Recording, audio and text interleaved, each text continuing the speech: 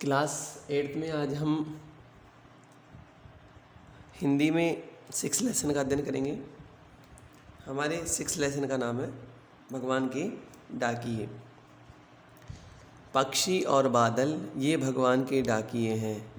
देखिए, सबसे पहले कवि क्या कहना चाहता है कि पक्षी और बादल को क्या बताया है, डाकिया बताया भगवान का, जो एक महादेश से दूसरे महादेश को जाते हैं। वो कहाँ जाते हैं? संदेश लेकर जाते हैं। कहाँ जाते हैं? एक स्थान से दूसरे स्थान पर, दूर विशाल देश तक चले जाते हैं, दूसरे महादेश में जाते हैं। हम तो समझ नहीं पाते, हम उस बात को समझ नहीं पाते कि क्या बात है, ये कहाँ जा रहे हैं, किस प्रकार का संदेश लेके जा रहे हैं, हम तो समझ नहीं पाते। मगर उनकी लाई चिट्ठियाँ पेड़ पौधे पानी और पहाड़ बाँचते हैं। उनकी जो लाई हुई जो चिट्ठियाँ हैं, उनका जो संदेश है, उसको कौन पढ़ते हैं?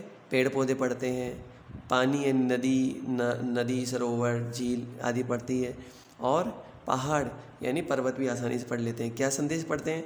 कि उनके अंदर प्रेम भावना, सद्भावना, एकता और समानता आदि का भाव विद्यमान रहता है। यानी पक्षियों के बीच में किसी प्रकार का कोई सीमा बंधन नहीं है कि जैसे भारत का पक्षी नेपाल, चीन या पाकिस्तान में जा सकता है, वो कहीं पर भी उड़ के जा सकता है। एकता का संदेश देता है, सद्भावना का संदेश देता है। लेकिन जो देश की रहने वाली जो जनता है, वो एक सीमा के अंदर बंधी हुई है, वो उसमें बाहर स्वीकृति के बिना नहीं जा सकती। जबकि पक्षी भगवान के डाकिए माने गए हैं और वो कहीं भी एक स्थान से दूसरे स्थान पर आसानी से जा सकते हैं। इस प्रकार हमने पढ़ा। कठिन शब्दार्थ आप देखें और आपका संदर्भ प्रसंग दे रखा है, एक बार इसको पढ़ लेते हैं हम। हमारी पाठ्यपुस्तक वसंत भाग 3 में संकलित प्रस्तुत पाठ पंक्तियाँ प्रख्यात कवि रामधारी सिंह दिनकर, कवि का क्या नाम है? रामधारी सिंह दिनकर द्वारा रचित भगवान के डाकिए कविता से ली गई है। इनमें डाकिए के रूप में पक्षी और बादल को चित्रित करके कवि ने यह स्पष्ट किया है कि मनुष्य इनके द्वारा लाए गए संदेश को पढ़ने में समर्थ नहीं है कि किस प्रकार संदेश को लेकर आते हैं। व्याख्या दे रखी है आपके पास में और क्वेश्चन आंसर है। इस क्वेश्चन आंसर को भी आप पढ़ें, इससे आपका क्वेश्चन आंसर पढ़ने से ये पाठ और भी अच्छी तरीके से आपको समझ में आ जाएगा। हम आगे पढ़ते हैं। हम तो केवल यह आंकते हैं, हम तो केवल ये आंकते हैं, यानी हम तो केवल इस बात का मूल्यांकन लगाते हैं, इस बात का हिसाब लगाते हैं कि एक देश की धरती दूसरे देश को सुगंध भेजती है। हम तो केवल यही अंदाज़ लगाते हैं कि वहाँ जो रहने वाले पक्षी हैं, बादल हैं, जो संदेश लेकर आ रहे हैं, वहाँ से पशु पक्षी जो अपने साथ में एक वहाँ की खुशहाली, एक वहाँ की वनस्पति के बारे में हमें सूचना देते हैं। और वह सौरभ हवा में तैरते हुए, सौरभ हवा यानी खुशबूदार हवा के अंदर तैरते हुए पक्षियों की पंखों पर तिरता है, पक्षियों के पंखों पर तिरता है।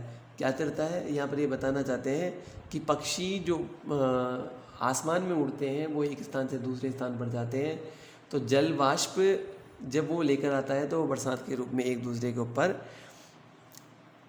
एक स्थान से दूसरे स्थान पर पहुंचता है। यानी वहाँ की सुगंध, वहाँ की हरियाली दूसरे स्थान पर वो बयां करते हैं कि इस स्थान पर किस प्रकार के पक्षी हैं और अन्य स्थान पर किस प्रकार के पक्षी हैं, और वो एकता और समानता का भाव दिखाते हैं।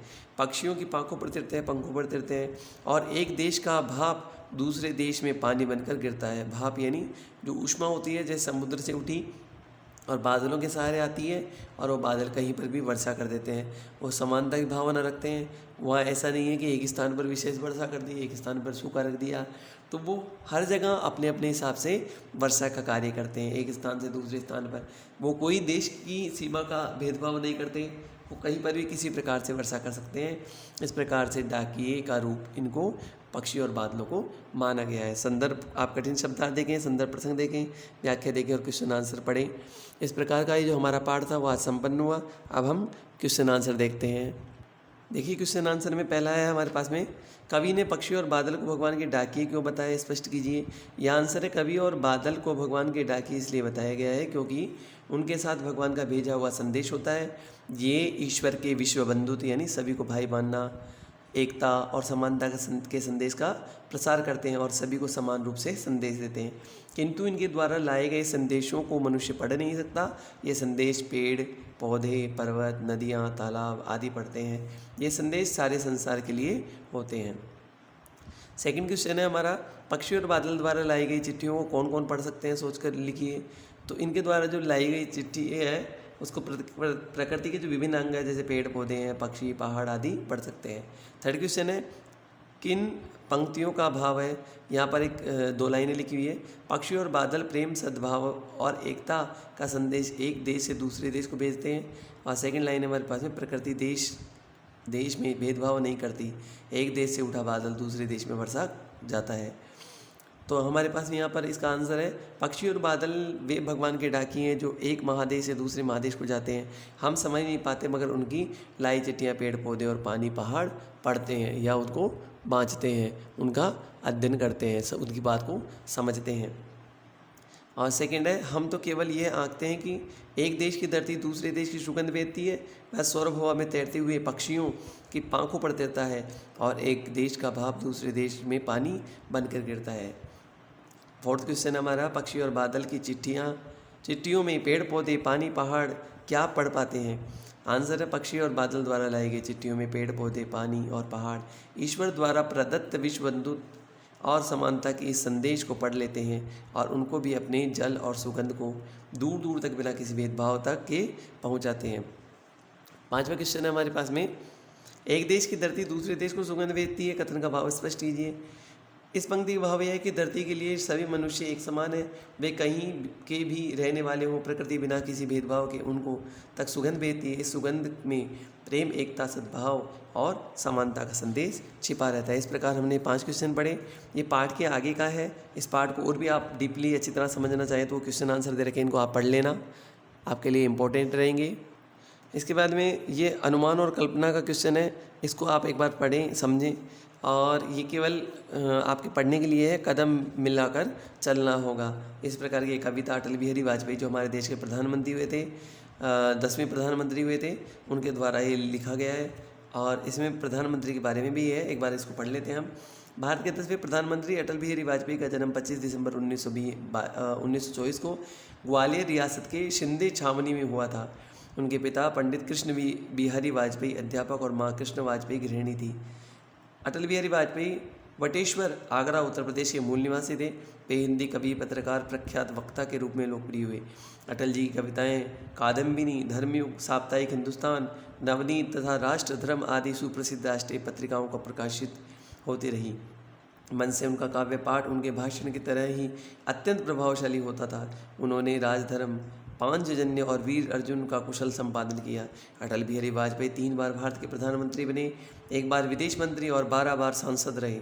देखिए 12 बार सांसद रहने का मतलब है कि एक बार जो सांसद रहता है वो कम से कम 5 साल का रहता है। अब इस हिसाब से देख लो, कम से कम 30-40 साल इन्होंने राजनीति में अपना जीवन व्यतीत किया था। 30-40 क्यों, आप देखते होंगे कि 12 पंजे 60 होता है, यानी 60 वर्ष होने चाहिए, लेकिन कोई आपका जैसे लोकसभा का है वो कम समय के लिए रही थी, जैसे 13 दिन की भी रही थी तो 13 दिन ही वो सांसद रहे। इस प्रकार से ये लगभग 30-40 वर्ष इन्होंने अपनी राजनीति के लिए रहा। राष्ट्र के प्रति उनकी सेवाओं के लिए उन्हें सर्वोच्च भारतीय सम्मान भारत रत्न से विभूषित किया गया। भारत का जो सर्वोच्च पुरस्कार है, सम्मान है, उसका नाम है भारत रत्न। वो विशेष पुरुषों को विशेष परिस्थिति में ही दिया जाता है। 16 अगस्त 2018 को 93 वर्ष की आयु में उनका निधन हुआ। इस प्रकार से हमारा ये पाठ भी आज संपन्न हुआ। हमने 8वीं क्लास में अब तक 6 लेसन का अध्ययन कर लिया, इसके क्वेश्चन आंसर हल कर लिए। आपको ये क्वेश्चन आंसर है, पाठ का जो सार है, पाठ की कहानी वो अपने दिमाग में रखनी है, किस प्रकार से हमें पाठ हैं उन पाठों को रिवीजन करते रहना है। एग्ज़ाम जब भी कभी होगा तो उसका लोड आपको एक साथ नहीं पड़ेगा। आप अभी से इस अध्ययन कार्य को जारी रखें, क्वेश्चन आंसर को आप नोटबुक में करते जाएँ, समय पर इनको जाँच करवाते जाएँ। आज का कार्य हम यहीं तक रखते हैं।